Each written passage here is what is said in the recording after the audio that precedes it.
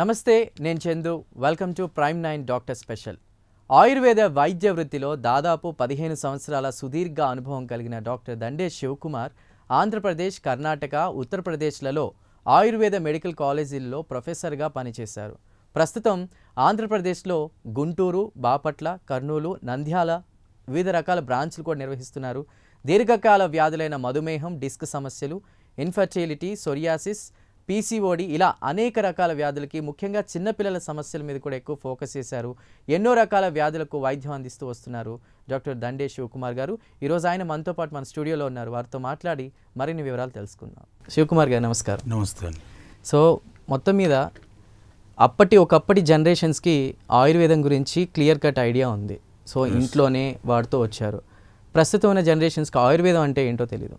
Even ఆయుర్వేదం అంటే అసలు ఏంటి, దాని గురించి మీరు ఏం చెప్తారు? నమస్తే అండి, నా పేరు డాక్టర్ దండే శివకుమార్, ఎండి ఆయుర్వేద ప్రొఫెసర్. ఆయుర్వేదం అంటే కంప్లీట్ లైఫ్ జీవన విధానం గురించి తెలియజేసే శాస్త్రం. అది ప్రివెంటివ్ కావచ్చు, క్యూరేటివ్ కావచ్చు. మనిషి జీవన శైలి ఎలా ఉండాలి, వ్యాధులు రాకుండా ఎలా కాపాడుకోవాలి, వచ్చిన తర్వాత ప్రాథమిక దశలో గుర్తించడము, తర్వాత దాన్ని వ్యాధి ముదరకుండా చికిత్స చేసుకోవడం అన్నీ ఆయుర్వేదిక్లో వేల సంవత్సరాల కిందే మనకు గ్రంథస్థమయ్యాయి. చరక సంహిత, సుశ్రుత సంహిత మొదటి వాటిలో. ముఖ్యంగా ఇప్పుడు ఈ ఆధునిక వైద్యం వచ్చిన తర్వాత చాలామంది దాన్ని విస్మరించారు. పాతకాలంలో అప్పుడు ట్రెడిషనల్ వంశపార్యపరంగా కానీ ట్రెడిషనల్గా గృహ చికిత్సల్లో పెద్దలు చేసేవాళ్ళు, అది భామా వైద్యం లాగట్లా పాటించేవాళ్ళు. కానీ ఇప్పుడు మళ్ళీ కరోనా వచ్చిన తర్వాత ఆయుర్వేదం యొక్క విలువను అందరూ గుర్తించారు. ముఖ్యంగా పాశ్చాత్య దేశస్తులు ఆయుర్వేదాన్ని గుర్తించి వాళ్ళు రీసెర్చ్ నిర్వహిస్తూ అక్కడ యూనివర్సిటీలు, కాలేజీలు కూడా నెలకొల్పుతున్నారు. ముఖ్యంగా WHO ప్రపంచ ఆరోగ్య సంస్థ కూడా మన భారతీయ వైద్యాన్ని గుర్తించి ఇప్పుడు రీసెర్చ్ స్టార్ట్ చేసింది. చాలా ప్రామాణికంగా శాస్త్రం వర్ణించబడింది. దీన్ని వాడవలసిందిగా వాళ్ళు కూడా ప్రజలకు గుర్తింపు చేస్తున్నారు. ఎందుకంటే అల్లోపతి వైద్యంలో రోజు రోజు పెరుగుతున్న సైడ్ ఎఫెక్ట్స్ దృష్ట్యా ప్రజలు కూడా ఆయుర్వేదం వైపు మొగ్గు చూపుతున్నారండి. ఈ ఆయుర్వేదం అనేది అసలు భారతదేశంలో ఋషి సాంప్రదాయంలో ఒక పుట్టినటువంటిది ఈ ఆయుర్వేదం. అలాంటిది మన భారతీయులు మర్చిపోయారు. పాశ్చాత్య దేశాల వాళ్ళు కావచ్చు, ఇతర రాష్ట్రాల వాళ్ళు కూడా వాడుతున్నారు. దక్షిణ భారతదేశంలో, అందులో ముఖ్య తెలుగు రాష్ట్రాల్లో, అందులో ఆంధ్రప్రదేశ్లో ఈ ఆయుర్వేదం వైభవం కోల్పోవడానికి గల కారణాలు ఏంటి? యాక్చువల్లీ ఉత్తర భారతదేశంలో మొదటి నుంచి కూడా ఆయుర్వేదం మీద అవగాహన ఎక్కువ. అక్కడ కొద్దిగా మన హిందూ ప్రామాణికంగా అక్కడ ఉన్న గుర్తింపు కానీ దేవాలయాల పట్ల వాళ్ళకున్న శ్రద్ధ, ఆయుర్వేదం మీద మక్కువ చూపడంలో ఒక కారణము. సౌత్లో కూడా అలానే కాదు, సౌత్లో కొన్ని స్టేట్స్లో ముఖ్యంగా కేరళలో బహుళ ప్రాచుర్యం పొందింది, ప్రపంచం అంతా అందరికీ తెలిసిందే. కర్ణాటకలో కూడా బాగానే ఉంది. ముఖ్యంగా మన తెలుగు రాష్ట్రాల్లో మన దౌర్భాగ్యం ఇంతకుముందు గత ప్రభుత్వాలు కంప్లీట్గా విస్మరించాయి. కర్ణాటక, ఉత్తరప్రదేశ్, కేరళ అక్కడ చూసుకుంటే ప్రతి స్టేట్లో 40 నుంచి 60 మెడికల్ కాలేజీలు ఉన్నాయి. మన ఆంధ్రప్రదేశ్ నందు మాత్రం ఓన్లీ 2 కాలేజీలు ఉన్నాయి, ఒక ప్రైవేట్ కాలేజ్ మాత్రమే ఉంది. చాలామందికి దీని మీద అవగాహన లేక ఇండస్ట్రియలిస్టులకు ఏదన్నా మనం వాళ్ళకి సబ్సిడీ రూపంలో ప్రకటిస్తే చాలామంది ముందుకు వచ్చేదానికి రెడీగా ఉన్నారు.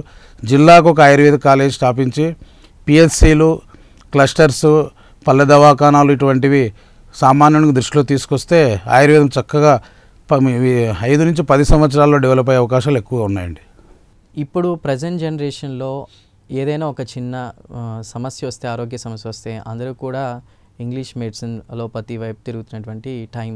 సో ఆయుర్వేదానికి సంబంధించి అందరికీ రకరకాల, అంటే ఎవరైనా వాడిన వాళ్ళు ఉంటారో వాళ్ళకి రకరకాల ప్రశ్నలు ఉంటాయి. ఈ ఆయుర్వేదం మందులు వాడితే వేడి చేస్తుందేమో, ట్రీట్మెంట్ విషయంలో కొంచెం ఆలస్యం అవుతుందేమో అనేటువంటి అపోహలు కూడా ఉన్నాయి. దానికి సంబంధించి మీరు ఏం చెప్తారు? ఎస్, మీరు అన్న దాంట్లో చాలా వాస్తవం ఉందండి. దీనికంతా కారణం ప్రజల అవగాహన లేకపోవడం. అవగాహన ఎప్పుడైతే వస్తుంది, ప్రభుత్వం కానీ NGOs కానీ హాస్పిటల్స్ ఎక్కువగా ఉన్నప్పుడు పబ్లిక్ ఆటోమేటిక్గా వాడేటప్పుడు తెలుస్తుంది. ముఖ్యంగా వేడి చేయడం అనేది చాలా రోజుల నుంచి ఇప్పటికి కూడా మాకు రోజు 100 మంది పేషెంట్లు అడుగుతూ ఉంటారు. కారణం ఏమంటే పాతకాలంలో అప్పుడు వంశపారపర్యంగా ఉండేది కాబట్టి వాళ్ళు కొన్ని మందులు చేసి ఇచ్చేవాళ్ళు, వేడి అనేది ఉండేది కొన్ని, అది సందర్భం నిజమే. కానీ ఇప్పుడు రీసెర్చ్ పెరిగిందండి. ఆయుర్వేద వైద్యుడు నాడీ ప్రకారం చూసి ముఖ్యంగా ప్రకృతి అనుసారం వాత ప్రకృత, పిత్త ప్రకృత, కఫ ప్రకృత అని చూసి దాన్ని బట్టి మందులు ఇవ్వవలసి ఉంటుంది. ఇన్ జనరల్గా ఇంగ్లీష్లో ఇచ్చినట్టు జ్వరానికి పారాసిటమాల్ లాగా దీనిలో ఆయుర్వేదకు వాడడానికి ఉండదు. ఒకరికి వాడిన మందులు ఒకరికి పెరగవచ్చు, తగ్గవచ్చు. కాబట్టి కంపల్సరీ వైద్యుని సలహా మేరకు ఆయుర్వేదిక్ వాడినప్పుడు ఈ వేడి చేయడము తొందరగా పని చేయవని చేసే అపోహలన్నీ ఎప్పటికీ ఉండవండి. అదేవిధంగా ఇంగ్లీష్ మెడిసిన్ తీసుకోవడం వల్ల లివర్కి ప్రాబ్లం ఉంటుంది, ఆర్గాన్స్ డ్యామేజ్ అవుతాయి, సైడ్ ఎఫెక్ట్స్ వస్తాయి అని చెప్తారు. మరి ఆయుర్వేదంలో అలాంటి సైడ్ ఎఫెక్ట్స్ ఉండవా తీసుకోవడం వల్ల? ఆయుర్వేదంలో ఎటువంటి సైడ్ ఎఫెక్ట్స్ ఉండవండి. చాలామంది ప్రజలు ముఖ్యంగా చేసేదేమంటే ఏదైనా వ్యాధి ప్రాథమిక దశలో వచ్చినప్పుడే రారు, రకరకాల హాస్పిటల్ చుట్టూ అన్నీ తిరిగేసి శరీరం సగము బాగా డ్యామేజ్ అయినప్పుడు మాత్రమే వచ్చి మాకు తొందరగా పనిచేయమని అడుగుతుంటారు. ముఖ్యంగా ఇంగ్లీష్ వైద్యంలో ప్రతి మెడిసిన్కి ఒక సైడ్ ఎఫెక్ట్ ఉంటుంది, అందరికీ తెలుసు. కానీ ప్రజలు ఆ విధంగా దానికి ప్రోన్ అయ్యారు. ముఖ్యంగా పారాసిటమాల్ తీసుకుంటే హెపాటోటాక్సిక్స్, ఈ చీటి మాటికి యాంటీబయాటిక్స్ ఇప్పుడు ఎక్కువగా వాడుతున్నారు. యాంటీబయాటిక్స్ యాక్చువల్గా ఫారిన్ కంట్రీస్లో కల్చర్ టెస్ట్ చేసి ఇస్తారు. ఇక్కడ ఆర్ఎంపీలు కానీ మెడికల్ షాపులు కానీ డాక్టర్స్ కానీ విచ్చలవిడిగా వాడడం వల్ల ఇప్పుడు వ్యాధి నిరోధక శక్తి అనేది బాగా తగ్గి సూపర్ బగ్ అనేది ఏర్పడుతుంది. అంటే ఏ యాంటీబయాటిక్స్ వాడినా కూడా స్పందించని వ్యాధులు ముదురుతున్నాయి. కాబట్టి చాలా జాగ్రత్తగా ఉండాలి. ఏదైనా వ్యాధి మొదటి దశలో కానీ రెండో దశలో కానీ వస్తే ఫస్ట్ మీకు దగ్గరలో ఉన్న ఒక అనుభవమైన ఆయుర్వేద వైద్యం దగ్గరికి వెళ్తే ఆ అవకాశమే రాదు. ఎస్పెషల్లీ 100% వ్యాధుల్లో ఆయుర్వేదిక్ చక్కటి మందులు లభిస్తాయండి. ముఖ్యంగా బాలరోగ అంటే చిన్నపిల్లల కానించి జీరియాట్రిక్ ముసలితనం వరకు అన్ని వ్యాధులు శాస్త్రంలో వర్ణించబడ్డాయి. ఆయుర్వేదంలో 8 రకాల బ్రాంచెస్ ఉన్నాయి. కాయచికిత్స అంటే జనరల్ మెడిసిన్, బాలరోగ పీడియాట్రిక్, లేడీస్ ప్రాబ్లమ్స్ ప్రసూతి స్త్రీ రోగాన్ని, సర్జరీ కూడా ఉందండి, షాలెక్ అంటే ఈఎన్టీ ఆప్థమాలజీ, నెక్స్ట్ సంతాన సమస్యలు బలహీనతకు సంబంధించి వాజీకరణ శాస్త్రం కూడా చెప్పారు. కాబట్టి అపోహ అనేది రోజు రోజుకు చాలా వరకు తగ్గుతూ వస్తున్నాయి. ఇప్పుడు ముఖ్యంగా మీడియా ద్వారా కానీ ఈ కరోనా ద్వారా కానీ కేంద్ర ప్రభుత్వము కొద్దిగా ఆయుర్వేదిక్ సపోర్ట్ చేయడం వల్ల కానీ ఇంకా రోజు రోజు మంచి రోజులు వచ్చే అవకాశాలు ఉన్నాయండి. శివకుమార్ గారు, దాదాపు ఎన్నో రకాల వ్యాధులకు సంబంధించి చిన్న చిన్న వ్యాధులు మొదలుకొని దీర్ఘకాల వ్యాధుల వరకు కూడా ఆయుర్వేదంలో మందులు ఉన్నాయని మనకు తెలుసు. కానీ ఈ మందుల్లో సైడ్ ఎఫెక్ట్స్ వస్తాయి, ఇందులో కొన్ని వేరే మెడిసిన్స్ కూడా కలుపుతున్నారు అనేటువంటిది చెప్తున్నారు. దాని గురించి మీరేమంటారు? యాక్చువల్గా గృహ చికిత్సలు కానించి మనకు ఆయుర్వేదంలో రసౌషధాల వరకు వాడే వైద్యాలన్నీ శాస్త్రంలో చెప్పబడ్డాయండి. ఫర్ ఎగ్జాంపుల్ ఏదైనా చిన్నపిల్లలకు దగ్గు కానీ అట్లా ఏదంటే మనం ఏదో సింపుల్ తమలపాకు రసము తేనె కలిపి కానీ అల్లం రసము తేనె కానీ తులసాకు రసం తేనె ఇచ్చినా కూడా 2-3 రోజుల్లో తగ్గుతుంది. ఇంకా లేదు త్రికటు చూర్ణం అని దొరుకుతుంది, శొంఠి పిప్పళ్ళు మిరియాలు, ఇటువంటి సరైన మోతాదులో 2-3 రోజులు ఇస్తే కానీ ఆటోమేటిక్ తగ్గుతుంది. అయినా కూడా తగ్గనప్పుడు ఆయుర్వేద వైద్యం ద్వారా కొన్ని మందులు వాడవలసి ఉంటుంది. ప్రజెంట్ చాలా ఫారిన్ కంట్రీస్లో కానీ ఆడ కానీ కొద్దిగా ఆయుర్వేదం ప్రాబల్యం పెరగడం వల్ల ఒక డౌట్ అనేది సందేహం చేస్తున్నారు. ఆయుర్వేదంలో మెటల్స్ ఎక్కువ వాడతారు, పాదరసము, బంగారు, వెండి, స్వర్ణము ఇవన్నీ వాడతారు, దానివల్ల కిడ్నీలు ప్రాబ్లం అవుతాయి. కానీ దానికి ఒక ప్రొసీజర్ ఉంటుందండి, సంస్కారం అంటారు. సంస్కారోహి గుణాంతరదానం ఉచ్యతే. అంటే దాంట్లో ఉన్న విష పదార్థాలన్నింటినీ మూలికల ద్వారా రకరకాల ప్రాసెస్ చేసి పుటాలు పెట్టి అంటే భస్మం చేస్తారు, వేడి ఫర్మెంటేజ్లో పెట్టేసి శుద్ధి చేసిన తర్వాతనే దాన్ని వాడతారు. ఎన్నో రీసెర్చ్లు ప్రూవ్ అయ్యాయి. స్టాండర్డ్ కంపెనీలు వాడుకొని ఎవరో బయట నాటు మందులు చేసే వాళ్ళ కాడ కాకుండా డాక్టర్ని సంప్రదించి మంచి కంపెనీ మందులు వాడితే ఎటువంటి సైడ్ ఎఫెక్ట్స్ రావండి. ముఖ్యంగా బంగారు అనేది స్వర్ణం అనేది ఎందుకు వాడతారంటే బాడీలో ప్రతి కణాన్ని యాక్టివేట్ చేస్తుంది. అందుకే స్వర్ణధాతువుకు బాడీలో ఇంపార్టెన్స్ ఇచ్చింది. అందుకే అందరూ కూడా బంగారం అనేది ఎక్కువ ధరిస్తుంటారు. అదేవిధంగా డాక్టర్ గారు, ఇప్పుడు చిన్న చిన్న వాటికి సంబంధించి కూడా మీరు ఇంట్లో దొరికే వాటితో ట్రీట్మెంట్ చెప్పారు. అంటే ఆయుర్వేదం అనేది మనకి మొదటి నుంచి మన ఇంట్లోనే స్టార్ట్ అయింది. సో ఎస్పెషల్లీ మీరు ఇప్పుడు ధాతువుల గురించి చెప్పారు, బంగారం, వెండి, ఇవన్నీ అలాంటివి ఎలాంటి వ్యాధులకి వాడతారు ఆయుర్వేదంలో? ఫర్ ఎగ్జాంపుల్ ఏదైనా మెదడులో నా పక్షవాతం ఉంది, రేర్ నర్వ్ డిసీజెస్ వస్తుంటాయి, నెక్స్ట్ ఏదైనా బాడీలో ఇంపార్టెన్సీ వీక్నెస్ అలా ఉన్నప్పుడు ధాతు వృద్ధి గురించి సప్తధాతువులు అంటారు. రసరక్త మాంసం ఏదో అస్థి మధ్య శుక్రాని ధాతువ. ఈ ధాతువులన్నీ సమాన స్థాయిలో ఉన్నప్పుడే వ్యాధులు అనేటివి రావు. దాన్ని ఇంక్రీజ్ చేయడంలో స్వర్ణధాతు మొదటి ప్లేస్లో ఉంటుందండి. దాన్ని స్వర్ణ భస్వం రూపంలో వాడతాము, ట్యాబ్లెట్ కాంబినేషన్ రూపంలో కూడా వాడతాం. దీన్ని మొట్టమొదటిగా ఆయుర్వేదంలో కశ్యప సంహిత అనే బుక్కులో స్వర్ణప్రాసన అనే రూపంలో వివరించారు. స్వర్ణప్రాసన అనేది ఆయుర్వేదిక్ ఇమ్యునైజేషన్ అండి. ఇది ఉత్తరప్రదేశ్లో ఒక మండలంలో పైలట్ ప్రాజెక్టు కూడా జరిగింది. ఆ ఊర్లో చాలామంది పిల్లలకు ఇచ్చి చూశారు. అక్కడ ఎటువంటి ఎపిడమిక్ డిసీజులు వచ్చినా అక్కడ అటాక్ కావట్లేదు. ఏంటి అని విచారణ చేస్తే వాళ్ళు అక్కడ స్వర్ణప్రాసన వాడారు. కొద్ది కాస్ట్ ఉన్నప్పటికీ కొద్ది ఎన్జిఓస్ గవర్నమెంట్ సహకారంతో అక్కడ పైలట్ ప్రాజెక్ట్ చేశారు. భవిష్యత్తులో దాన్ని మిగతా ఊర్లకు కూడా అంటే ఆ స్వర్ణప్రాసన అనేది చిన్నపిల్లలకి సంబంధించి కూడా ఆయుర్వేదంలో తొందరగా ఇది అంటే డెలివరీ తర్వాత కూడా మదర్స్ యూజ్ చేసే విధంగా కూడా మెడిసిన్స్ ఉంటాయి కదా, అదే కొంచెం డీటెయిల్గా చెప్తారా? యాక్చువల్ స్వర్ణప్రాసన అనేది డెలివరీ అయిన మరుక్షణము నుంచే స్తన్యంతో కలిపి ఇచ్చే వైద్యం మా దాంట్లో ఎప్పుడో చెప్పారండి. స్తన్యము కొద్ది తేనె స్వర్ణభస్సం కలిపి, కానీ ఇప్పుడు డ్రాప్స్ కూడా వచ్చాయి. అట్లా చక్కగా మినిమం 3 months ఇవ్వగలిగితే వాళ్ళకు మంచి ఎటువంటి పరిస్థితుల్లో ఫ్యూచర్లో వ్యాధులు అనేటివి రావు, ఉక్కుప్రాయంగా తయారవుతారు, పెరుగుతుంది, తెల్ల రక్త కణాల్లో పోటీపడే శక్తి పెరుగుతుంది. నెక్స్ట్ వచ్చేసి చదువులో కానీ, నెక్స్ట్ శరీర కలర్ వర్ణంలో కానీ, ఏదన్నా వంశపారగర్భ వ్యాధులు కానీ ఇవన్నీ నివారించవచ్చు. ప్లస్ వాళ్ళకు చదివినదే ఇమ్మీడియట్గా ఎక్కే ఇది కూడా ఉంటుంది. ప్లస్ స్ట్రెయిన్ అనేది కాదు మెదడు. స్వర్ణప్రాసనను కొన్ని బ్రాహ్మీ ఘృతము, సరస్వతి కొన్ని మూలికల్లో కల్పిస్తారు. ఘృతం అంటే ఫ్యాట్, గుడ్ ఫ్యాట్, అది బ్రెయిన్ లెవెల్లో పనిచేస్తుంది, దాన్ని ఉత్ప్రేరకంగా వాడతారు. ఈ స్వర్ణప్రాసన ఇప్పుడు పెద్దవాళ్ళు కూడా తీసుకోవచ్చు, ట్యాబ్లెట్ రూపంలో అలా వచ్చాయండి. ఓకే, అదేవిధంగా ఇంకొన్ని వ్యాధులకు సంబంధించి దానికి సంబంధించి ఆయుర్వేద ట్రీట్మెంట్ గురించి మాట్లాడే ముందు చాలా రోజులుగా మర్చిపోయినటువంటి ఆయుర్వేదాన్ని కరోనా అనేది మళ్ళీ గుర్తు చేస్తుంది. సో కరోనా టైంలో ఆయుర్వేదం వైపు దాదాపు భారతదేశం ఒకటే కాదు ప్రపంచ దేశాలన్నీ కూడా భారతదేశం వైపు చూసాయి. మీరేం చెప్తారు దాని గురించి? యాక్చువల్గా భారతదేశం కూడా దాదాపు పెనుముప్పున పడింది, కొలాప్స్ అయింది అనుకున్నారు. ఆ టైంలో మన కేంద్ర ప్రభుత్వం ఈవెన్ నరేంద్ర మోడీ గారు అయితే చాలా ఎంకరేజ్ చేశారు. ప్రతి ఇంట్లో ఆయుర్వేద కషాయం తాగని వాళ్ళు ఉండరు. 100కు 99% అందరూ వాడిన వాళ్ళే.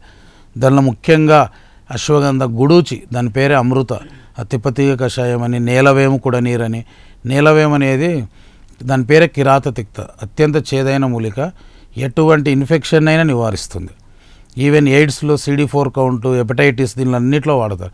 అటువంటి అద్భుతమైన మూలికలన్నీ అప్పుడు చాలామంది డాక్టర్ల ద్వారా కానీ మీడియా ద్వారా కానీ ఒక్కసారిగా వాడడం వల్ల ఆయుర్వేదకు ఇంపార్టెన్స్ మొత్తం పాశ్చాత్య దేశాలంతా గుర్తించి ఇప్పుడు ఈరోజు WHO దాన్ని ప్రామాణికం చేసిందంటే అది ఆయుర్వేదం గొప్పతనం అండి.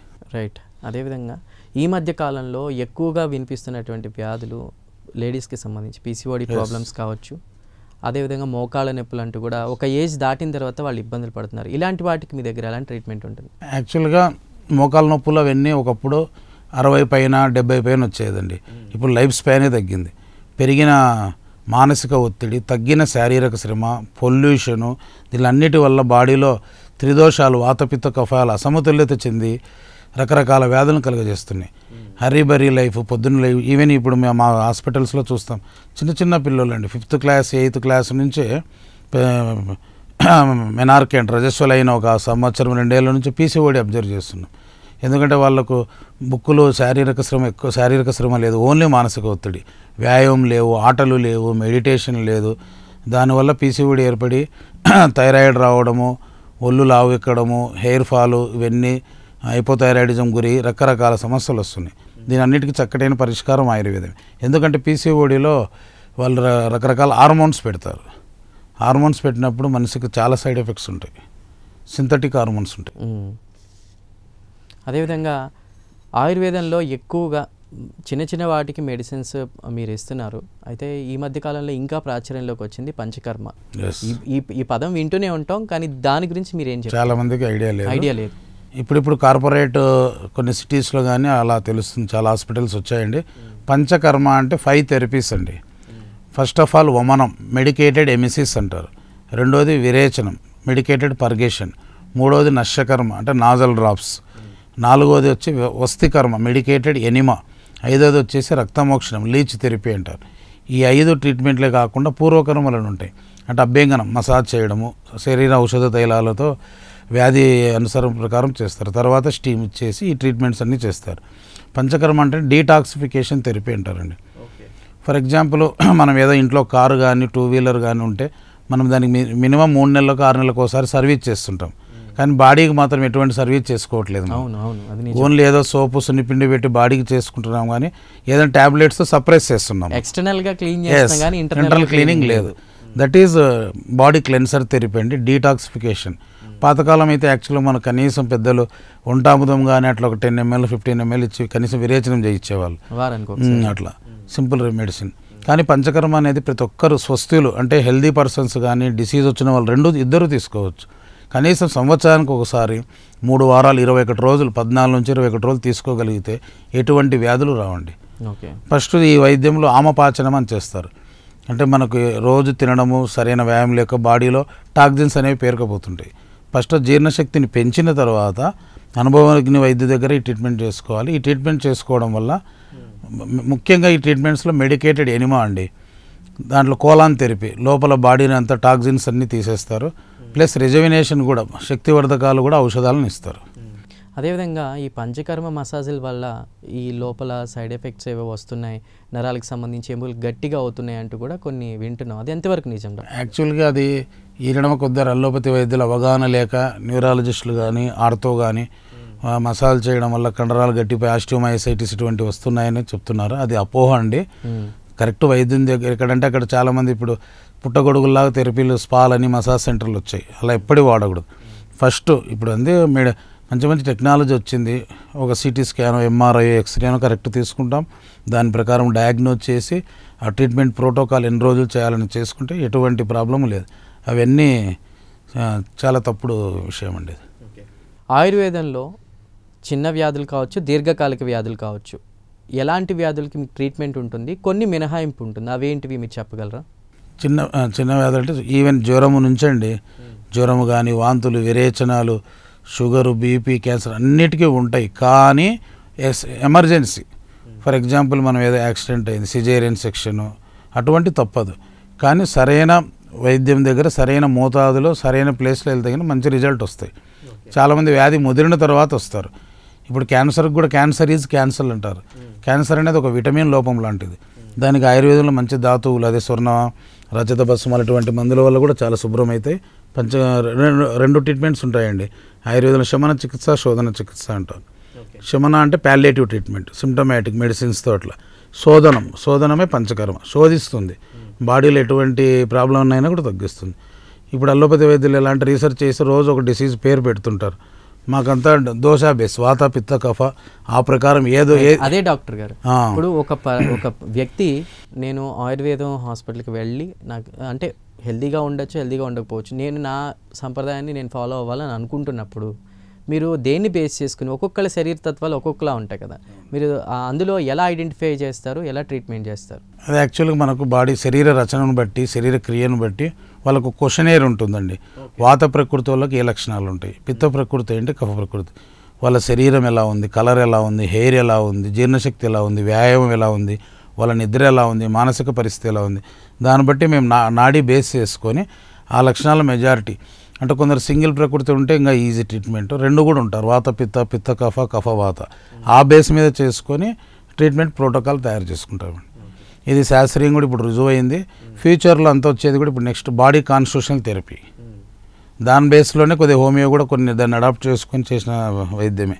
అన్నిటికీ విశ్వ వైద్యం, గురు వైద్యం వచ్చేసి ఆయుర్వేదం. సో ఇప్పుడు ఈ మధ్యకాలంలో, గతంలో ఇలాంటి సమస్యలు లేవు. నేను విన్నది ఈ 2 తెలుగు రాష్ట్రాల్లోనే ఒక గ్రామం ఎలాంటి మెడిసిన్స్ వాడకుండా ఇంట్లోనే, అంటే న్యాచురల్ మెడిసిన్స్, ఆయుర్వేదాన్ని తీసుకుంటూ కూడా ఎలాంటి జబ్బులు, ఈవెన్ కరోనా లాంటిది కూడా ఎఫెక్ట్ అవ్వకుండా బతికారు, చాలా సంవత్సరాలు బ్రతుకుతున్నారని విన్నా. ఇప్పుడున్నటువంటి టెక్నికల్ లైఫ్లో చాలామంది ఎక్కువగా కూర్చుని పనిచేయాల్సినటువంటి స్థితి వచ్చింది, శారీరక శ్రమ తగ్గింది, ఫిజికల్ ఫిట్నెస్ అనేది తగ్గింది. సో దానివల్ల పిల్లలు పుట్టడంలో కూడా లేట్ అవుతుంది అన్నారు. మరి ఇలాంటి వాటికి మీ దానిలో ఎలాంటి ట్రీట్మెంట్ ఉంటుంది? నవేడేస్ అండి, పాతకాలము సంతాన వృక్షం అనేది పేరు అనేవాళ్ళు. అప్పుడు ఆస్తుల కంటే కూడా సంతానానికి ఎక్కువ ఇంపార్టెన్స్ ఇచ్చేవాళ్ళు, మంచి జనరేషన్ అనేది ఉండేది. ఇప్పుడు ఈవెన్ ఒక పిల్లోడు కానీ పాప కానీ కావాలంటే కూడా చాలా కష్టంగా ఉంది. ముఖ్యంగా ఈ చదువుల వల్ల అతి ఒత్తిడి పెరిగి లేట్ ఏజ్గా చేసుకోవడం, లేడీస్ కానీ జెంట్స్ కానీ, అప్పుడు కరెక్ట్ ఏజ్లో చేసేవాళ్ళు. ప్లస్ ఇప్పుడు అంతా కెమికల్ ఫుడ్, దానివల్ల ఏమవుతుందంటే క్వాలిటీ ఆఫ్ స్పర్మ్, శుక్రకణాలు సరిగ్గా తయారు కావట్లేదు. కంటిన్యూ సిస్టమ్స్ దగ్గర కూర్చోవడం, బాడీ హీట్ కావడం, కణాలు తయారైనా కూడా లోపలే చనిపోతున్నాయి. అదేవిధంగా లేడీస్కి కూడా సరైన ఇది లేక పీసీఓడి పెరిగి క్వాలిటీ ఓవం, ఎగ్ అనేది రిలీజ్ కావట్లేదు. దాంతో ఇన్ఫర్టిలిటీ అనేది ఎక్కువ ఏర్పడుతుంది. దీనికి మా దాంట్లో ప్రసూతి స్త్రీరోగ అనే ఒక సపరేట్ బ్రాంచ్ ఉందండి. దాంట్లో ఈ విధంగా బాడీలో ఫస్ట్ ఐడెంటిఫై చేసి థైరాయిడ్ ఉంటే థైరాయిడ్, పీసీఓడి, ఏదైనా ట్యూబల్ బ్లాక్స్ ఉన్నా జెంట్స్లో ఏదన్నా వెరికోసీలు, హైడ్రోసీలు ఇట్లా ఏదన్నా ఉంటే గిన శుక్రకణాలను పెంచే ఔషధాలు ఉన్నాయి. ఆ రెండు కాంబినేషన్ తెరిపి చేసుకుంటూ కొన్ని రసాయన వాజీకరణ ఔషధాలను ఉంటాయి, వాటి ద్వారా చక్కటి ఇన్ఫర్టిలిటీ సమస్యలను అధిగమించవచ్చండి. అదేవిధంగా ఈ వైద్యానికి సంబంధించి ఆయుర్వేదంకి సంబంధించి కొంతమంది ఇంట్రెస్ట్ చూపిస్తున్నటువంటి పరిస్థితి ఈ రోజుల్లో కరోనా తర్వాత విద్యార్థులు ముఖ్యంగా. అలాంటి వారికి మీరు ఏం చెప్తారు? అంటే ఈ కోర్సు చేయాలని ఇంట్రెస్ట్ ఉన్నా ఎలా వెళ్ళాలి ఏంటి అనేది తెలియదు. మీరు ప్రొఫెసర్గా కూడా చాలా సంవత్సరాలు పనిచేశారు. సో మీరేం చెప్తారు? యాక్చువల్గా ఇప్పుడు మన కేంద్ర ప్రభుత్వం తీసుకొచ్చిన పెను మార్పులు వైద్యంలో నీట్ అనేది ఎగ్జామ్ అందరికీ తెలిసింది. నీట్లో ఫస్ట్ చాలామంది అందరూ ఎంబీబీఎస్ అని వెళ్తుంటారు, కానీ ఎంబీబీఎస్ అనేది ఒక సిమ్టమాటిక్ ట్రీట్మెంట్. దానిలో పీజీ చేయాలి, మళ్ళీ సూపర్ స్పెషాలిటీ చేయాలి. భవిష్యత్తులో రోజు ఆదరణ కంపల్సరీ తగ్గుతుందండి. ఆయుర్వేదానికి చాలా విలువ పెరుగుతుంది. ప్రతి కుటుంబంలో ఒక అమ్మాయి కానీ ఒక అబ్బాయి ఆయుర్వేదం చదివితే వాళ్ళ కుటుంబానికి అంతా ప్రొటెక్ట్ చేసిన వాళ్ళు అవుతారు, సమాజానికి కూడా వాళ్ళు బాధ్యత అందిస్తారు. దీనికి సేమ్ అంతే బైపీసీ గ్రూప్ చేసి మంచి ర్యాంక్ వస్తే మనకు మేజర్ నేషనల్ ఇన్స్టిట్యూషన్స్ ఉన్నాయండి. బిహెచ్ కాశీ, జామ్నగర్ గుజరాత్, జైపూర్ రాజస్థాన్, ఎస్డిఎం ధర్మస్థలి కేరళ, మన తిరుపతి దేవస్థానంలో కూడా ఉంది. మెడిసిన్ తర్వాత కొద్దిగా ర్యాంక్ తక్కువ వాళ్ళు చాలామంది ఇప్పుడు ఆయుష్ వెళ్తున్నారు. ఇప్పుడు ప్రైవేట్ సీట్లు కూడా చాలా పెరిగాయి. దాదాపు 30 to 40 lakhs బిఏఎంఎస్ సీట్ ఉంది. 5.5 సంవత్సరాలు ఉంటుంది ఇది. అసలు యూపీలో నేను దాదాపు 3 years నుంచి చేస్తున్నాను. అక్కడ ఒక్కొక్క కాలేజీలో 100 సీట్లు చాలా చక్కగా ఎంకరేజ్ చేస్తున్నారు అక్కడ యోగి ప్రభుత్వం. మన గత ప్రభుత్వాలు చాలా విస్మరించాయి. ఇప్పుడైనా ఆయుర్వేదాన్ని సరైన సహకారం అందించి చాలామంది పారిశ్రామికవేత్తలు ఉన్నారు మన ఆంధ్రాలో, వాళ్ళకి ఎంకరేజ్ చేస్తే చాలా తొందరగా కాలేజీలు వస్తాయి. ఇప్పుడు గవర్నమెంట్ మెడికల్ కాలేజీలు పెడుతుంది, నేను కాదనట్లేదు. దానికి ప్యారలల్గా మన భారతీయ వైద్యాన్ని చిన్న చూపు చూడడం అనేది మాకు చాలా బాధ పరిణామం. మేము ఇన్ని చదువులు చదివి 15 సంవత్సరాలు ఇక్కడ ఉండి కూడా ఇక్కడ జాబ్స్ లేవంటే మీరే గుర్తించండి. సో మళ్ళీ ఏదేమైనప్పటికీ కూడా కేంద్రంలో ప్రభుత్వం ఎక్కువ ఫోకస్ చేసింది, తెలుగు రాష్ట్రాల్లో కొద్దిగా టైం పడుతుంది. ఎస్ అండి, ముఖ్యంగా ఏం చేస్తామంటే వాళ్ళు స్కీమ్స్ వస్తున్నాయండి, ఆ ఫండ్స్ని అంతా డైవర్ట్ చేసుకుంటున్నారు. డైవర్ట్ చేసి వాళ్ళు ఆయుర్వేదం పట్ల చాలా సవతి ప్రేమను చూపిస్తున్నారు. ముఖ్యంగా సింపుల్గా ఆయుర్వేదం డెవలప్ కావాలంటే ఇప్పుడు టౌన్స్లో ఉంటాయి ఒక ఎండి డాక్టర్స్ మా లాంటి వాళ్ళు, ఒక 20 bedded ఏదైతే క్వాలిటీస్ ఉన్నాయో హాస్పిటల్లో వాళ్ళకి చూసి ఇప్పుడు ఆరోగ్యశ్రీ ద్వారా ఇంతకుముందుకు వైఎస్ఆర్ గవర్నమెంట్లో 1000 రోగాలు ఉన్నాయి, ఇప్పుడు 3000 రోగాలు చేర్చారు. కోట్ల ఫండ్ దానికి సేకరిస్తున్నారు. అదొకటి. ఇంగ్లీష్లో ఒక వైద్యం ట్రీట్మెంట్ తీసుకుంటే సరికొత్త వ్యాధులు వస్తున్నాయి. అవి గుర్తించి ఒక కమిటీ వేసి ఒక పైలట్ ప్రాజెక్ట్ ఇంగ్లీష్ డాక్టర్స్ను ఆయుర్వేద డాక్టర్ను కంబైన్డ్గా కొన్ని డిసీజుల మీద స్టడీ చేపించే వాళ్ళకి శాస్త్రీయం అనుకుంటేనే ఆరోగ్యశ్రీ ఇస్తే మిడిల్ క్లాస్ పీపుల్ ఇప్పుడు కొద్ది ట్రీట్మెంట్స్ ఎక్స్పెన్సివ్ ఉంటాయండి, ఎందుకంటే హెర్బ్స్ దొరకట్లేదు, ఆ ట్రీట్మెంట్స్ ప్రొసీజర్స్ ఎక్కువసేపు ఉంటాయి. దాన్ని ఆరోగ్యశ్రీ ద్వారా రీఎంబర్స్మెంట్ ద్వారా కనీసం ప్రభుత్వ ఉద్యోగస్తులకు ఈ విధంగా ఈహెచ్ఎస్ ఫెసిలిటీ కల్పిస్తే ఆయుర్వేదం అతి తొందరలో డెవలప్ అవుతుంది. ఒక చిన్న విషయం మీతో మాట్లాడాలనుకుంటున్నా. ఒక ఇంటి యజమాని, అప్పట్లో ఆవులు ఎక్కువగా ఉండేవి ఇంట్లో, ఆ ఇంటి యజమానికి ఏదైనా వ్యాధి ఏదైనా వస్తే తను అలా నిమిరినప్పుడు ఆ ఆవు దానికి సంబంధించిన మెడిసిన్ తిని వచ్చి అతని వ్యాధి తగ్గేది, ఆ ఇచ్చే పాలల్లో మెడిసిన్ వచ్చేది అని నమ్ముతారు. సో అలాంటి భారతదేశంలో ఆయుర్వేదానికి సంబంధించి ప్రాశస్త్యం తగ్గడానికి కేవలం ఆయుర్వేదం గృహోపకరణ చికిత్సలకే పరిమితం అయిపోయింది. దీనికి సంబంధించి అమ్మో పథ్యం చేయాలి ఆయుర్వేదం అంటే భయపడే వాళ్ళు ఉన్నారు. ఆ పథ్యాల గురించి మీరు ఏం చెప్తారు? యాక్చువల్గా ఆయుర్వేదం ఇంపార్టెన్స్ ఇచ్చేదే ఆహారం కండి. పథ్యం అంటే ఫర్ ఎగ్జాంపుల్ మధుమేహ రోగులు అంటే షుగర్ రోగులు, ఇప్పుడు ఎవరైనా ఇంగ్లీష్ డాక్టర్లు కూడా చెప్తున్నారు కదండి షుగర్ తీసుకోరాదు. ఆ వ్యాధికి పథ్యం కానీ మనిషికి కాదు. ఇప్పుడు బీపీ ఉంది ఉప్పు తీసుకోకూడదు అంటారు. చర్మ వ్యాధులు అంటే కొన్ని నాన్ వెజ్ ఐటమ్స్ కానీ వంకాయ గోంగూర అట్లా, అంతేగాని వ్యాధికి పథ్యం. ఫస్ట్ ఎప్పుడైనా ఆహారం కంట్రోల్ ఉంటే వ్యాధి అనేది చక్కగా కంట్రోల్ ఉంటుందని మన ఋషులు ఎప్పుడో గుర్తించారు. రెండోది విహారం. విహారం అంటే మన జీవనశైలి, మనం ఎప్పుడు లేస్తున్నాం, ఎక్కడ తిరుగుతున్నాం, ఏ విధంగా మనము మానసికంగా ఫిట్ ఉన్నాం అనేది విహారం. మూడోది ఔషధం.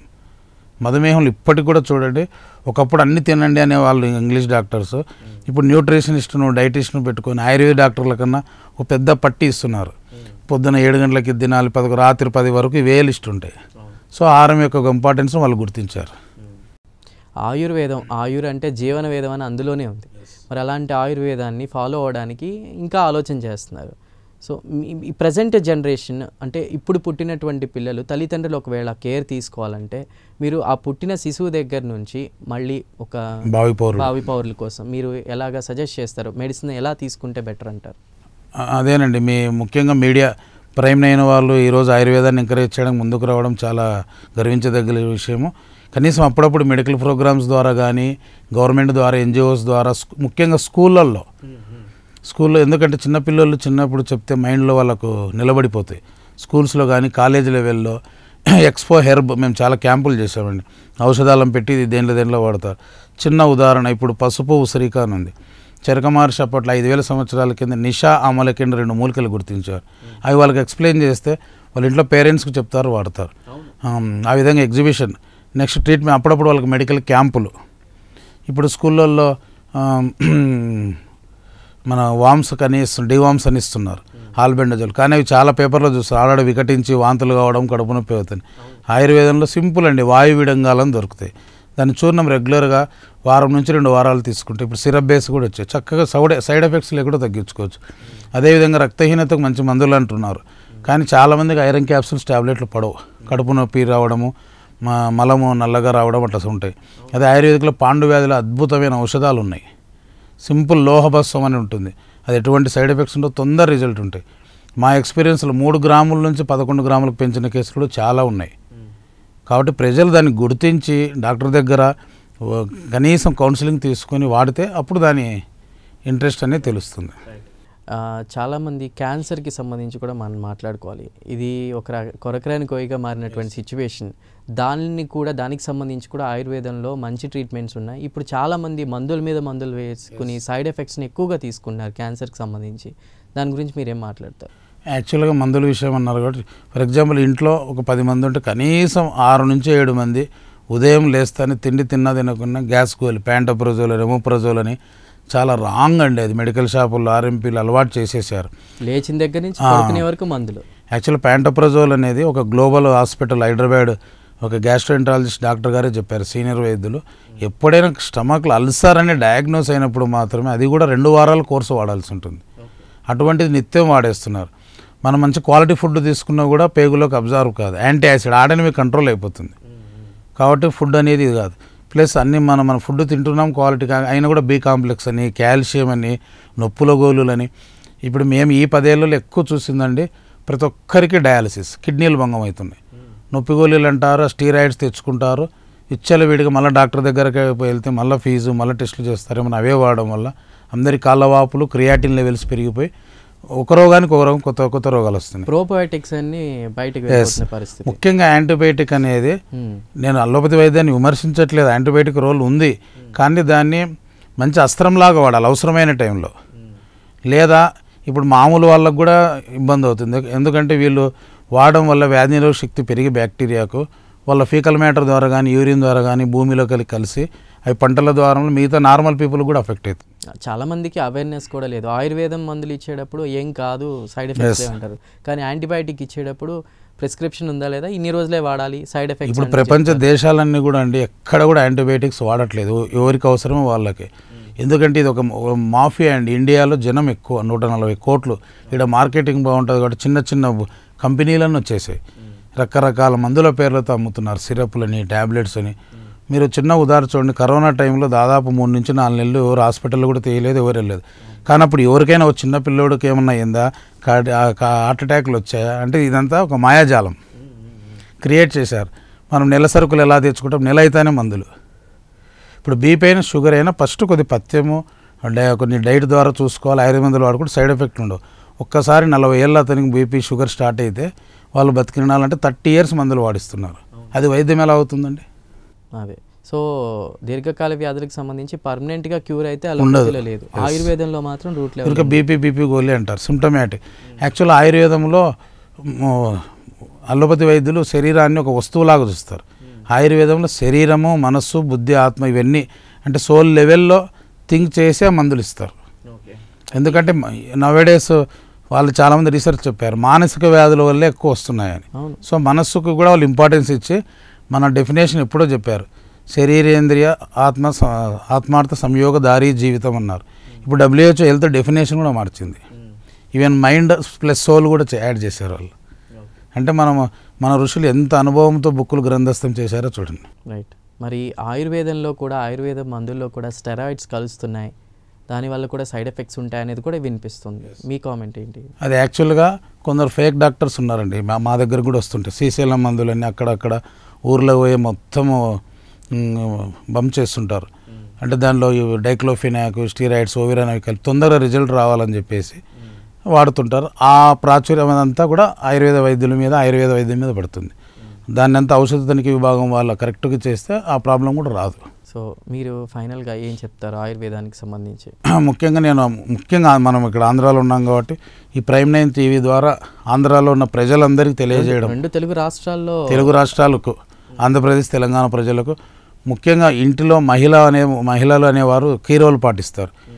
మహిళలు గృహ వైద్యాన్ని వాడుకుంటూ అవసరమైనప్పుడు మీ దగ్గరలో ఉన్న అనుభవ వైద్యుల దగ్గరికి వెళ్ళి ఏ ప్రాబ్లం ఉన్నా తొందరపడి టెస్టులు అనవసరంగా చేసుకుని అలోపతి మందులు వాడొద్దండి. చక్కటి మందులు వచ్చాయి, తర్వాత దానికి ట్రీట్మెంట్ చేయాలి. వాళ్ళు చెప్పినట్టు వాడితే ఆ పథ్యము కానీ పంచకర్మ చికిత్సలు కానీ శమన చికిత్సలు వాడు తగ్గించుకోవచ్చు. ప్లస్ ఇప్పుడు చదివే పిల్లలు కూడా నా సజెషన్ ఏమంటే ఆయుర్వేదిక్లో యాక్చువల్ సర్జరీలు లేవో అంటారు. మీకు చెప్పడం మరి సర్జరీలో ఫస్ట్ చేసింది మనకు ఇండియా ప్రపంచంలో మొట్టమొదటి శస్త్రచికిత్స నిపుణుడు ఆయుర్వేదం సుశ్రుత మహర్షి. సుశ్రుతుడు అప్పట్లోనే క్రేనియాటమీ చేశారు. మత్తు అనేది ఇవ్వకుండా కూడా చికిత్సలు చేశారు. మోహచూర్రం అని ఇచ్చి చేసేవాళ్ళండి. ఇప్పుడు అనస్థీసియా డెవలప్ అయింది కాబట్టి చేస్తున్నారు. కానీ ఆయుర్వేదంలో ప్రతి దాంట్లో శస్త్రచికిత్సలు ఉన్నాయి. నాది యాక్చువల్ స్పెషలైజేషన్ ఈఎన్టీ ఆప్థమాలజీ. ఇప్పుడు చేస్తున్న క్యాట్రాక్ట్ సర్జరీ కూడా మన సుశ్రుత మహర్షి గారు చేసిందే చేస్తున్నారు. అప్పట్లో యంత్రాలు శస్త్రాలు అన్నీ కనుక్కున్నారు. ఇప్పుడు ఏమంటే కొద్దిగా అడ్వాన్స్డ్ వచ్చాయి. ఓకే. ఈవెన్ నేను అన్నట్టు నేషనల్ ఇన్స్టిట్యూషన్స్లో జామ్నగర్, జైపూర్, కాశీల్లో సర్జరీలు కూడా నేర్పిస్తారు. కాబట్టి నేను బైపీసీ చదివే పిల్లలకు మీరు ఆయుర్వేదాన్ని ఆప్షన్ పెట్టుకొని ఎక్కువ మంది తయారైతే చాలామందికి మనం సర్వీసించవచ్చు. ఎంబీబీఎస్ అని డబ్బులు ఖర్చు పెట్టి మానసిక ఒత్తిడి పెరిగి ఆయుర్వేదిక్ చేయడం వల్ల స్టార్టింగ్లో వ్యాధులను అవాయిడ్ చేయొచ్చు. గవర్నమెంట్కు బడ్జెట్ కూడా తగ్గుతుంది. ఆయుర్వేద వైద్య వృత్తి ఎంచుకోవాలనుకునేటువంటి విద్యార్థులు ఎప్పటి నుంచి వాళ్ళ కెరీర్ని స్టార్ట్ చేయాలి, ఎలా ముందుకు వెళ్ళాలి? సేమ్ అండి, ఇప్పుడు 8th నుంచి నీట్ బేస్ వచ్చాయి. 8వ తరగతి నుంచే చక్కగా మామూలు సిలబస్ చదువుకుంటూ ఇంటర్మీడియట్ లెవెల్లో ఫ్యాక్ట్స్ అన్నీ ఉంటాయి, అవన్నీ చదువుకుంటూ కొద్దిగా ఫిజిక్స్ కెమిస్ట్రీ మీద కాన్సన్ట్రేట్ చేయడం వల్ల మంచి ర్యాంక్ వస్తే కన్నా ఈవెన్ మంచి నేషనల్ ఇన్స్టిట్యూషన్స్లో వస్తాయి. లేదంటే మామూలు కాలేజీలు కూడా బాగానే ఉంటాయి. కానీ స్టడీస్ అనేది ఫస్ట్ గోల్ అనేది ఒక హెల్దీ ఇండివిజువల్ భావి పౌరులను తీర్చిదిద్దాలంటే ఒక ఆయుర్వేదంతోనే సాధ్యం. ఎందుకంటే దానిలో ఎథిక్స్, సద్వృత్తం అని ఒకటి ఉంటుందండి. క్రమశిక్షణతో ఎలా మెలగాలి, మనం యోగా, అష్టాంగ యోగాల్లో ఇవన్నీ వస్తాయి. ఎందుకంటే మనం సర్వీస్ చేయలేని వైద్య వృత్తి వేస్ట్. ఇప్పుడంతా చూసుంటారు మీరంతా కమర్షియల్, ఎక్కడ చూసిన నర్సింగ్ హోమ్లు, ఎక్కడ చూసిన టెస్టులు. రోజు మరి మెడికల్ కాలేజీలు, నర్సింగ్ హోమ్లు పెరుగుతున్నాయంటే కారణం వ్యాధులు పెరుగుతున్నాయని నిదర్శనం అది. అటువంటిప్పుడు బడ్జెట్ 1000 కోట్ల బడ్జెట్ గవర్నమెంట్ పెడుతుంది అంటే ఇవన్నీ తగ్గాలి కదా. రైట్. ఒకప్పుడు తినే తిండి త్రూనే మెడిసిన్ అనేది లోపలికి వెళ్ళిపోయేది, ఆరోగ్యంగా ఉండేవారు. ఎంతో పెద్ద సమస్య వస్తే తప్ప ఎవరికి తెలియదు. ఈ రోజుల్లో వ్యాధులన్నీ కామన్ అయిపోయినాయి. సో ఫ్యూచర్ జనరేషన్స్ కోసం ఎన్ని రకాల వైద్య వృత్తులు వచ్చినా ఆయుర్వేదం అనేది బేస్. సో ఎప్పటికైనా కానివ్వండి, ఇంకొక 50 years 100 years తర్వాత ఇలానే చేసుకుంటూ పోతే ఇన్ఫర్టిలిటీ రేటు కూడా తగ్గిపోతుంది. మొత్తం ప్రపంచ జనాభానే 200 కోట్లు అవుతుందని చెప్పారు మీడియాలో. రీసెంట్గా ఈనాడు పేపర్లో కూడా ఇచ్చారు. అంటే చూడండి, మనం తెలిసి కూడా మీరు ఏదైనా టెక్నాలజీని అడాప్ట్ చేసుకోవాలి. కానీ వైద్యంలో మాత్రం ఎప్పటికీ మన భారతీయ వైద్యాన్ని నమ్మిన వాళ్ళు ఆరోగ్యంగా ఉంటారు, చక్కగా పుట్టబోయే సంతానం కూడా చక్కగా ఉంటుంది. ఇంత టెక్నాలజీ డెవలప్ అవుతున్నటువంటి ఈ రోజుల్లో పాశ్చాత్య దేశాల వారు భారతదేశం వైపు ఆయుర్వేదం వైపు చూస్తున్నారు. యోగా అనేది నేర్చుకుంటున్నారు, ఆయుర్వేదం నేర్చుకుంటున్నారు. మరి మన తెలుగు రాష్ట్రాల వారు వెనకపడడానికి గల కారణం ఏంటి? అది ఇప్పటికైనా కూడా ఇప్పుడు మోడీ గారు యోగాను దాదాపు 175 దేశాలను ఒప్పించి వరల్డ్ యోగా డే June 21న చేస్తున్నాం. అదేవిధంగా ఆయుర్వేదం కూడా వచ్చే భవిష్యత్తులో ఆ విధంగా జరుగుతుంది. ఎందుకంటే ఇప్పుడు మాఫియా అని కూడా జనాలకు తెలిసింది. అనవసరంగా మందులు వాడొద్దండి. ఏదన్నా ఆయుర్వేదం ఫస్ట్ ఎమర్జెన్సీ ఉంటే వాళ్ళే డాక్టర్స్ రెఫర్ చేస్తారు, వెళ్ళండి. అంతేగాని నెలలు సంవత్సరాలు వాడేది వైద్యం కాదు. నా అనుభవంతో చెప్తున్నా. ఇదేదో వాళ్ళ నీళ్ళని విమర్శించాలని కాదు. ఇది ఇంకా ముందుకు పోవాలంటే నేను అన్నట్లు కాలేజీలు, పిఎస్సీలు అసలు జాబ్స్ రిక్రూట్మెంట్స్ లేక 12 సంవత్సరాలు అయిందండి. ఈవెన్ కాస్త తెలంగాణలో పల్లె దవాఖానాల్లో కంటి వెలుగు దాంట్లో ఆయుర్వేదిక్ హోమియోపతి వాళ్ళని తీసుకుంటున్నారు. మన ఆంధ్రప్రదేశ్లో ఆయుర్వేదం మీద చాలా చిన్న చూపు. కాబట్టి నర్సింగ్ హోమ్స్ కానీ చిన్న క్లినిక్ కానీ రీఎంబర్స్మెంట్లు కొద్ది కాలేజీలు పెంచితే, ముఖ్యంగా మర్చిపోయిన ఔషధాలు. ఇప్పుడు రైతులు కూడా డెవలప్ అవుతారండి. ఔషధ మొక్క ఎప్పుడు వరి, జొన్న ఇవే కాకుండా ఔషధ మొక్కలకు మంచి డిమాండ్ ఉంది. ఇప్పుడు అశ్వగంధ కేజీ వచ్చేసి 400 నుంచి 2000 రూపాయలు పలుకుతుంది. వాళ్ళకి సబ్సిడీ ఇచ్చి ఇచ్చేస్తే పక్కనే ఇప్పుడు ఇండస్ట్రీలు చాలామంది ఉన్నారు, ఫ్యాక్టరీలు పెట్టుకోగలిగితే 10th నుంచి MBA వరకు వాళ్ళకు మనము సరైన జాబ్ ఫెసిలిటీ ఇచ్చినట్టు ఉంటుంది, కాలేజీలు పెరుగుతాయి. గవర్నమెంట్ ఫార్మసీ ద్వారానే అన్ని ఊర్లకు మనం మెడిసిన్స్ ఇచ్చేయచ్చు. ముఖ్యంగా టీటీడీ ఉంది తిరుపతి ద్వారా, ఇప్పుడు అన్ని కళ్యాణ మండపాలు ఉంటాయి, అన్ని త్రూఅవుట్ ఇండియా పెట్టవచ్చు. మన ఆంధ్ర రాష్ట్రంలో కూడా కొద్దిగా ఇంపార్టెన్స్ ఇచ్చి కళ్యాణ మండపాల్లో టీటీడీలో కనీసం ఒక డిస్పెన్సరీ పెడితే ఒక MD డాక్టర్ ఇది చేసుకుంటే చాలామందికి పబ్లిక్లో అవేర్నెస్ తొందరగా వస్తుంది. రానున్న రోజుల్లో భవిష్యత్ తరాల్లో వచ్చే సంవత్సర కాలాల్లో కూడా ఎన్నో రకాల వ్యాధులు, రాబోయే వ్యాధుల గురించి కూడా దీనిలో చర్చ ఉంది, దానికి సంబంధించిన మెడిసిన్ కూడా ఇందులో ఉంది అనేది చెప్తున్నారు. ఇప్పుడు చాలా రకాల కొత్త వ్యాధులు, ఇక తర్వాత తరాలు కూడా మొత్తం పొల్యూషన్ రోజు ఒకటి కనుక్కుంటారు, పేరు పెడుతుంటారు. సో ఆల్రెడీ ఈ కరోనా లాంటి వ్యాధుల గురించే ఎప్పట్లో చర్చ జరిగిందని చెప్పేసి కూడా అంటారు. మన దాంట్లో ఉన్నాయండి అది కూడా. యాక్చువల్లీ ఇంతకుముందు స్వైన్ ఫ్లూ అని, ఇప్పుడు కరోనా ఇవన్నీ వచ్చాయి. ఆయుర్వేదంలో శాలకి ఏంటి బుక్కుల్లో ప్రతిష్యాయము, దుష్ట ప్రతిష్యాయం అంటే జలుబు దగ్గు జ్వరము ద్వారా ఊపిరితిత్తుల ప్రాబ్లమే చనిపోతారని అప్పట్లోనే చెప్పారు. ఎందుకంటే అప్పట్లో దాదాపు అన్ని రకాలుగా వ్యాధులన్నీ వర్ణించబడ్డాయి. ఇప్పుడు టీబీ కానీ ఎయిడ్స్ కానీ ఇవన్నీ రాజయుక్ష్మ అనే వ్యాధి రూపంలో వర్ణించాయి. దాని డెప్త్ మనం తీసుకుంటే తెలుస్తుంది. ఈవెన్ డెంగ్యూ జ్వరాలు, శ్వసనక జ్వరము, డెంగ్యూ ఇవన్నీ జ్వరాలే ఆయుర్వేదంలో 600 పేజీల్లో వర్ణించారు. ప్రతి దానికి డిస్క్రిప్షన్ ఉంటుందండి. రైట్. మొత్తం మీద ఆయుర్వేదం అనేది ఆయు ప్రమాణాన్ని పెంచుతుంది, అందులో ఎలాంటి అదే with quality. Right. Thank you doctor గారు. ఆయుర్వేదానికి సంబంధించి చాలా డీటెయిల్గా చాలా మంచి ఇన్ఫర్మేషన్ ఇచ్చారు. మరి చూద్దాం, రాబోయే తరాల వారు కూడా దీని మీద కేంద్రీకరించాలి, అలానే ప్రభుత్వాలు కూడా దీని మీద ఎక్కువ ఫోకస్ చేయాలి. అందున తెలుగు రాష్ట్రాల్లో ఫోకస్ చేసి మరింత ముందుకు తీసుకెళ్ళాలి. మెడికల్ కాలేజీలు ఆ విధంగా విద్యార్థులు అందరూ కూడా దీని మీద ఎక్కువ ఫోకస్ చేయాలని మనం ప్రయత్నం చేద్దాం. ఆ విధంగా ప్రైమ్ 9 కూడా ఎప్పుడు సపోర్ట్గా ఉంటుంది. థ్యాంక్ యూ శివకుమార్ గారు.